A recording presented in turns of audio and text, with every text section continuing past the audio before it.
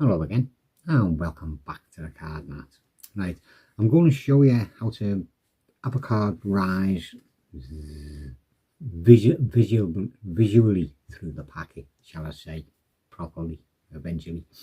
Three different ways, two gimmicks, and one which is a completely impromptu one, but it is very easy to do. Right, for the first one, you'll get a card and a duplicate. On the back of one, you will score a straight line. I didn't. I went a bit off, so this looks a bit. It'll look a bit naff. Cut a perfectly straight line across. Make sure it is straight, and only go through the top paper, so it's not dead limp. Right. You'll have these on the top of the packet, and have the gimmick one down. It's not all bent out of shape yet.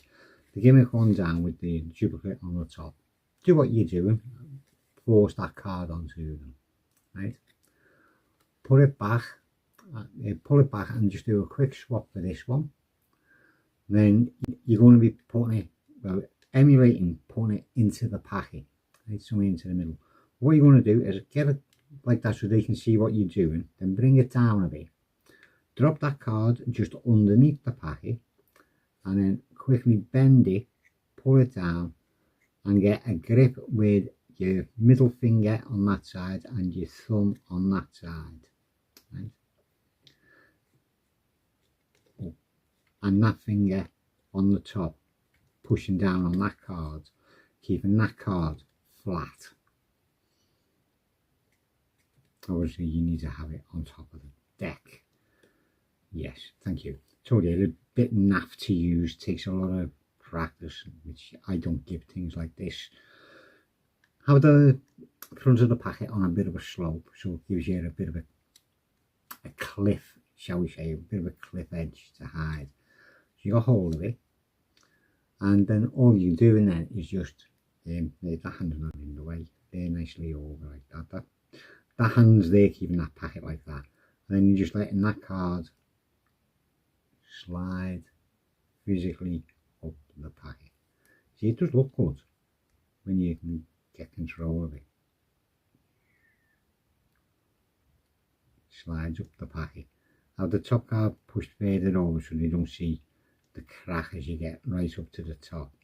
And when you get it to there, you bring it around, straighten the card out, show it's the there 7, come back, push top card over, do a quick swap out and give them that one to examine. Then you just got to palm that card off and ditch it and get that back in. You can carry on doing what you were doing. That's using that one. Next one, again, you do need the duplicate, obviously, because it's got to get shown. And on this one, what you'll do is you'll put a card on the top of another card just over halfway and draw around it. Don't forget it's got the bends, so you need to cut them out so it looks pretty snug, right? Again, you can put a bit of restickable glue on the back, keep that card on there till you need it, and then just force that card on the spectator. Or you could try and have it palmed in your hand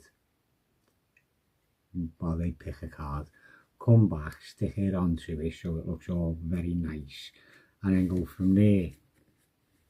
But you're going to have to stick that onto the packet and readjust so you're gripping the card like that, so they can't see there's nothing there, obviously. As you then look as if you put it into the packet, and you'll push that card right the way down. Again, catch it with your middle finger on one side, your thumb on the other side, but again that finger in the back giving support. You'll come around, you'll kick the deck forward again, you'll have the middle finger and your ring finger resting on it, and again it's just a case then of letting it slowly move up the packet till you get right near the top, where you'll then turn to show it's their card. You get it right up, and just as you turn and you kick it over the top so you can show it's their card, push it down flat, pick up the two cards, pick up and pull out sideways as you then spin that card into your hand to palm it as you catch hold of the card like that to give out for them to examine, and then you just ditch down a little bit. So that's the second way. I say again, it's a bit knacky. It's a bit knacky. Especially getting used to letting the card just move up the packet very nice and slowly, keeping it pretty close to the packet so that you don't see a gap. Right the way up, shows the card, straight the way in, and pick up the two cards, pull it out, palm that down as you're showing the card, give them a ditch that one, and you're good to go. So that's two. Now the last one of my favourite, because it's impromptu. They can pick whatever card they like. You'll put it in near the bottom, about a quarter of its length in. You'll pick the packet up just a couple of cards above it.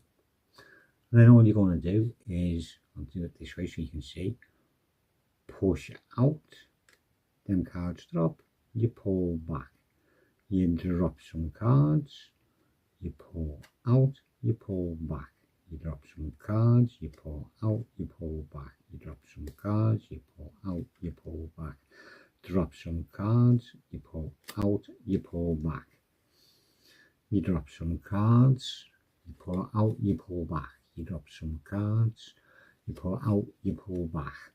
I'm trying to watch the camera, watch my hand now. You drop some cards, you pull out, you pull back. You drop some cards, you pull out, you pull back. Oh, my thumb is getting in the way. I've just cut my thumbnail and it's getting in the way. My excuse anyway. So there's not much movement in it. And the beauty is you can even do it to the top. But when you're doing it to the top, make sure you get a little bit more cover. And then you can show it was their card. As I say, best one.